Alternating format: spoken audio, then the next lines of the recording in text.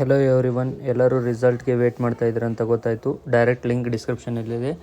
ನೀವು ಬೇಗ ನಿಮ್ಮ ರಿಜಿಸ್ಟರ್ ನಂಬರ್ನ ಕಾಲೇಜಲ್ಲಿ ಕೊಟ್ಟಿರ್ತಾರಲ್ಲ ಆ ರಿಜಿಸ್ಟರ್ ನಂಬರ್ನ ಟೈಪ್ ಮಾಡಿ, ಆಮೇಲೆ ಕೆಳಗಡೆ ನಿಮ್ಮ ಡೇಟ್ ಆಫ್ ಬರ್ತ್ನ ಎಂಟ್ರಿ ಮಾಡಿ ಮತ್ತು ನಿಮ್ಮ ಡೇಟ್ ಆಫ್ ಬರ್ತ್ನ ಸರಿಯಾಗಿ ಎಂಟ್ರಿ ಮಾಡಿ.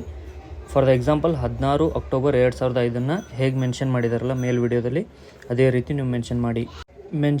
ಮೆನ್ಷನ್ ಮಾಡಿದ ನಂತರ ನೀವು ಏನು ಮಾಡಬೇಕಂತಂದರೆ ಸಬ್ಮಿಟ್ ಕೊಡಿ. ಸಬ್ಮಿಟ್ ಅಂದರೆ ಸರ್ವರ್ ಬ್ಯುಸಿ ಇರೋದ್ರಿಂದ 1-2 ಸರಿ ಟ್ರೈ ಮಾಡಿ, ಆಮೇಲೆ ವೆಬ್ಸೈಟ್ ಓಪನ್ ಆಗುತ್ತೆ. ನೆಕ್ಸ್ಟ್ ಬಂದುಬಿಟ್ಟು ITI ಫಸ್ಟ್ ಇಯರೇ ಆಗಿರ್ಬೋದು ಅಥವಾ ಸೆಕೆಂಡ್ ಇಯರೇ ಆಗಿರ್ಬೋದು, ಇದೇ ರೀತಿ ನಿಮ್ಮ ರಿಸಲ್ಟನ್ನು ನೀವು ಚೆಕ್ ಮಾಡ್ಕೋರಿ. ಸಬ್ಮಿಟ್ ಕೊಟ್ಟ ತಕ್ಷಣ ಒಂದು ಡ್ಯಾಶ್ಬೋರ್ಡ್ ಮೆನು ಓಪನ್ ಆಗುತ್ತೆ. ಮೆನು ಓಪನ್ ಆದಮೇಲೆ ಬೆಳಗ್ಗೆ ಈ 3 ಡಾಟ್ ಇದೆಲ್ಲ ಕ್ಲಿಕ್ ಮಾಡ್ಕೊಳ್ಳಿ.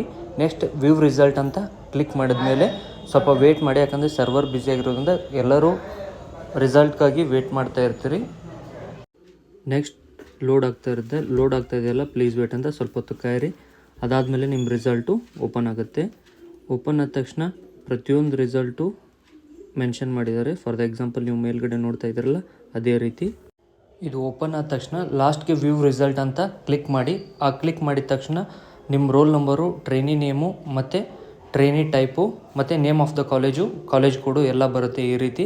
ಲಾಸ್ಟ್ಗೆ ತೆಳಗೆ ನೀವು ಡ್ರ್ಯಾಗ್ ಮಾಡಿದ ಮೇಲೆ ನಿಮ್ಮ ಮಾರ್ಕ್ಸ್, ಟ್ರೇಡ್ ಪ್ರಾಕ್ಟಿಕಲು, ಟ್ರೇಡ್ ಥಿಯರಿ ಎಷ್ಟೆಷ್ಟು ನೀವು ಮಾರ್ಕ್ಸ್ನ ತೆಗೆದುಕೊಂಡ್ರಿ ಅಂತ ಇಂಡಿವಿಜುವಲ್ ಆಗಿ 600ಗೆ ಮಾರ್ಕ್ಸು ತೋರಿಸ್ತದೆ. ಮೇಲ್ಗಡೆ ಒಬ್ಬರು ಟ್ರೈನಿದು ನಾನು ಸರ್ಚ್ ಮಾಡ್ತಾಯಿದ್ದೀನಿ.